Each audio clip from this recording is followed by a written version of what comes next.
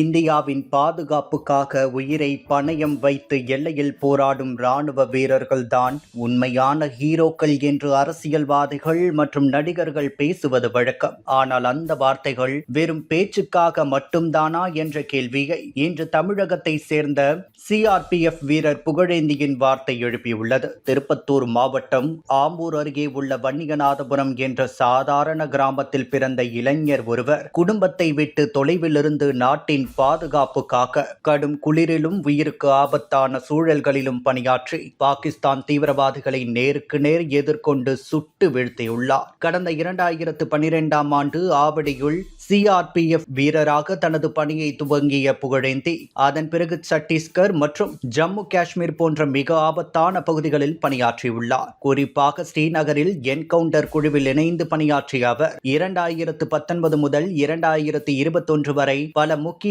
ஆபரேஷன்களில் ஈடுபட்டுள்ளார். 20க்கும் மேற்பட்ட ஆபரேஷன்கள் வெற்றிகரமாக முடிவடைந்ததாகவும் 40க்கும் மேற்பட்ட பாகிஸ்தான் தீவிரவாதிகளை ஒழித்ததாகவும் அவர் தெரிவித்துள்ளார். ஒரு தருணத்தில் இரவு நேரத்தில் தப்பிச் செல்ல முயன்ற தீவிரவாதிகளை நேருக்கு நேர் எதிர்கொண்டு சுட்டு வீழ்த்திய துணிச்சலுக்காகவே இன்று அவர் வீரதீர விருது பெற்றுள்ளார். நாட்டின் பாதுகாப்புக்காக ஒரு தமிழன் இவ்வளவு பெரிய தியாகமும் வீரமும் காட்டியிருக்கும் போது தமிழக அரசு அவரை கௌரவிக்க முன்வராதது ஏன் என்ற கேள்வி இயல்பாகவே எழுகிறது.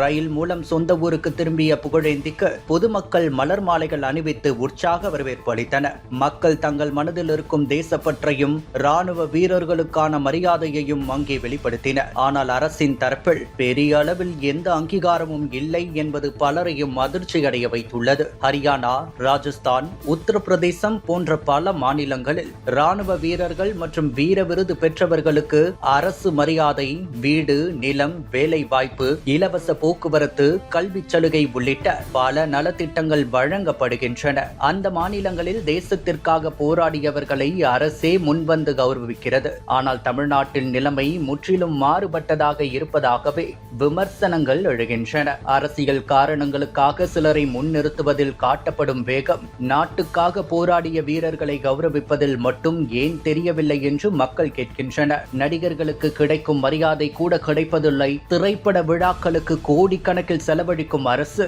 நாட்டின் பாதுகாப்புக்காக உயிரை பணயம் வைத்த தமிழன் ஒருவரை கௌரவிக்க கூட தயங்குவது ஏன் என்ற கேள்வியும் சமூக வலைதளங்களில் பரவி வருகிறது. புகழேந்தி தானே செய்தியாளர்களிடம் தமிழ்நாடு அரசு வீர விருது பெற்ற சிஆர்பிஎஃப் வீரர்களை கௌரவிப்பதுடன் இலவச பேருந்து பயண அட்டை உள்ளிட்ட சலுகைகள் வழங்க வேண்டும் என்று கோரிக்கை வைத்துள்ளார்.